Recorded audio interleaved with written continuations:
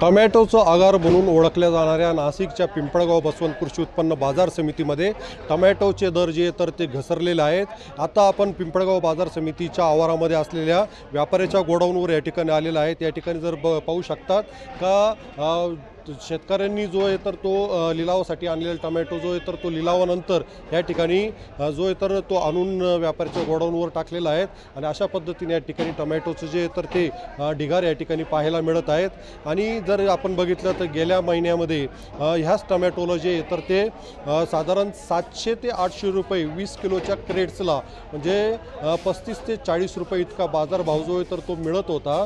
आणि आज जर बघितलं तर अक्षरशः म्हणजे 80 रुपयापासून तर 150 रुपयापर्यंत इतका निश्चंकी बाजारभाव जो आहे तर तो या ठिकाणी पाहायला मिळत आहे।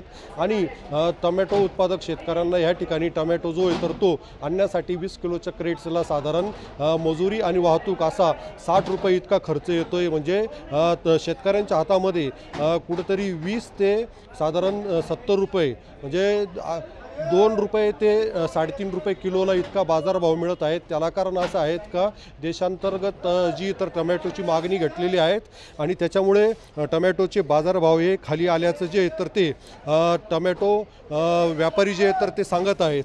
कुठंतरी शेतकऱ्यांना उत्पादन खर्चसुद्धा तर दूरच वाहतूक आणि मजुरीसुद्धा निघत नसल्यामुळे टोमॅटो उत्पादक शेतकरी जो आहे तर तो आर्थिक अडचणीमध्ये सापडलेला आहे। त्याच्यामुळे केंद्र सरकारने जास्तीत जास्त निर्यात जी तर ती देशाबाहेर कशी होईल यासाठी प्रयत्न करणं गरजेचं आहे।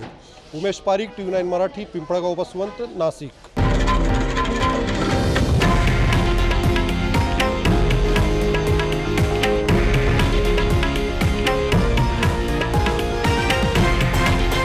हे आहे देशातील नंबर 1 न्यूज नेटवर्क आणि आपण पाहत आहात TV9 मराठी, एकमेव।